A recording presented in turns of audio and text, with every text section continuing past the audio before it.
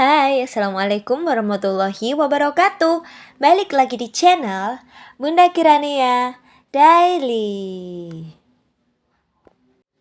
Hai teman-teman onlineku semua, apa kabar nih? Semoga selalu sehat dan bahagia ya. Terima kasih untuk teman-teman yang sudah ngeklik video aku. Jangan lupa tekan like, comment, share, dan subscribe juga ya. Teman-teman lagi pada ngapain nih? Semoga apapun yang kalian sedang kerjakan segera selesai ya. Di sini aku akan menemani kalian bersama dengan videoku yang sangat sederhana. Semoga dari apa yang aku sampaikan dapat memberikan manfaat bagi hidup teman-teman semuanya. Oke, jadi tema yang akan aku bahas kali ini adalah cara ataupun tips menjadi ibu rumah tangga yang bahagia. Tak bisa dipungkiri bahwa menjadi seorang ibu rumah tangga bukanlah peran yang sederhana, karena memiliki tugas yang banyak dan lumayan berat. Mulai dari mengurus anak, menyiapkan makanan, membersihkan rumah, hingga melayani suami. Apalagi ibu rumah tangga yang mencakup sebagai ibu pekerja, seperti aku ini. Maka dari itu, sebagai ibu rumah tangga bisa dikatakan tugas yang sangat mulia.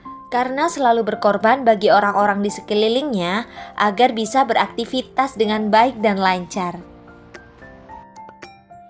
Seorang ibu adalah jantung sebuah rumah tangga.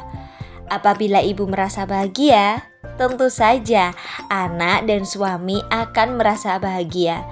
Karena seorang ibu adalah orang yang dekat dengan siapa saja. Untuk itu, menjadi seorang ibu rumah tangga dituntut dengan kesiapan secara fisik dan mental. Jadi, kita sebagai ibu rumah tangga juga harus bahagia dong, supaya orang-orang di sekeliling kita tetap nyaman dan merasa aman. Lantas, bagaimana caranya supaya kita tetap bahagia walaupun sebagai ibu rumah tangga? Mari kita masuk dalam pembahasan tips sederhana menjadi ibu rumah tangga yang bahagia. Yang pertama, susun prioritas pekerjaan. Menjalani tugas di rumah dan tidak ada orang yang mengawasi bukan berarti kita bisa menjalankan tugas seenaknya ya teman-teman. Apabila tugas tidak berjalan dengan baik, tentu suami dan anak menjadi repot, serta aktivitas mereka jadi terganggu. Oleh sebab itu, agar ibu merasa nyaman dan orang di sekitar juga aman, selalu ukur tugas dengan membuat prioritas pekerjaan dengan mencatat dalam list setiap harinya. Di video aku sebelum ini sudah aku bahas ya teman-teman, jadi kita bisa membuat to-do list dan memprioritaskan mana-mana saja pekerjaan yang akan dilakukan terlebih dahulu atau urgent. Yang kedua, jangan sungkan minta bantuan orang lain. Ibu rumah tangga bukanlah seorang perempuan super yang bisa melakukan segalanya. Kalau kataku sih, aku ini bukan robot. Kita juga memiliki keterbatasan waktu dan keterbatasan kemampuan. Alih-alih menyimpan perasaan karena tidak enak dengan orang lain, jangan ragu untuk minta bantuan, misalnya sama suami, sama anak. Terus juga kalau kita udah merasa capek, ternyata cucian masih numpuk, gak apa-apa lah teman-teman, sekali-sekali kita bisa laundry. Atau kita bisa libur masak, kita bisa pesen GoFood aja. Lagian gak sering-sering kok kalau kita pas lagi capek ataupun kita pas lagi repot aja. Jangan terlalu memaksakan diri ataupun memforsir tenaga kita. Karena kita juga harus sehat dan bahagia. Poin yang ketiga, berhenti membandingkan hidupmu dengan hidup orang lain. Menjadi peran seorang ibu adalah peran yang mulia. Tidak perlu membandingkan diri dengan orang lain. Misalnya, perempuan yang berkarir atau ibu lain yang memiliki tugas lebih ringan.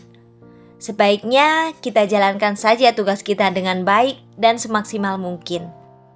Apabila ada tugas yang terlalu berat, kita bisa diskusikan bersama suami dan anak. Pada poin nomor 3 ini yang perlu digarisbawahi atau pada intinya adalah bersyukur. Kalau orang Jawa bilang, hidup itu sawang sinawang.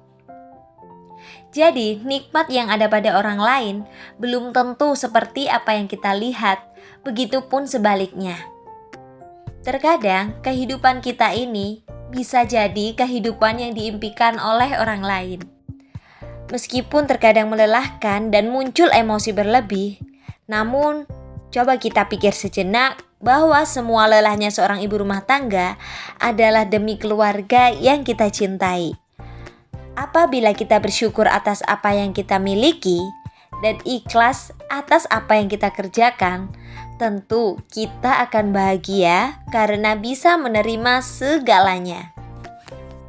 Dan poin terakhir adalah memperhatikan diri sendiri.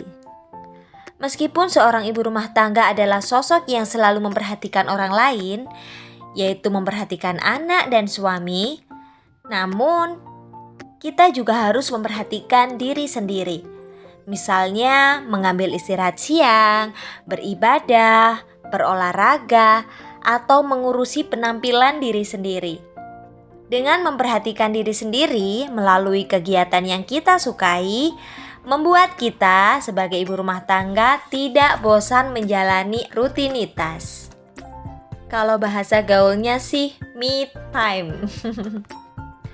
Menurut aku me time itu penting banget ya teman-teman. Sesimpel misalnya suami lagi kerja dan anak lagi sekolah, aku bisa ngopi, bisa dengerin musik, terus juga sambil baca buku, terus nontonin video teman-teman. Ya bersantailah sejenak untuk melepaskan penat dan memunculkan ide-ide baru yang sekiranya membuat kita lebih fresh gitu ya. Atau bisa juga nih kita luluran, terus pakai henna, terus krim bat sendiri di rumah. Ya pokoknya kalau aku sih yang low budget aja ya. Boleh kok sesekali kalau misalnya mau me time pergi sendiri, motoran sendiri, naik mobil sendiri, ke salon, nge-mall, boleh-boleh aja. Kalau aku kayaknya nggak bisa ya teman-teman, karena kalau pergi suka kepikiran sama anak di rumah. Kalau suami aku lagi libur, bolehlah anak aku biar sama ayahnya dulu. Karena kalau sama ibu aku, kayaknya hati ini malah lebih nggak tenang gitu ya teman-teman. Ya, you know lah. Jadi hanya segitu ya teman-teman, tips sederhana menjadi ibu rumah tangga yang bahagia versi aku. Semoga ada manfaat yang bisa diambil dan juga bisa diterapkan dalam hidup teman-teman semua. Aku selalu berdoa semoga kalian bahagia. Dan balik lagi ke videonya ya teman-teman. Ini aku lagi makan bakso. Ini bakso di deket pabrik suami aku ya teman-teman. Namanya bakso Saleho, murah meriah. Kemudian di sore harinya aku lanjut lagi untuk latihan Al-Banjari bersama Az-Zahra Group. Baiklah teman-teman, sampai di sini dulu video aku. Terima kasih yang udah nonton. Di video selanjutnya aku akan memberikan video-video yang insya Allah bermanfaat untuk kalian semua. Wassalamualaikum warahmatullahi wabarakatuh. Bye.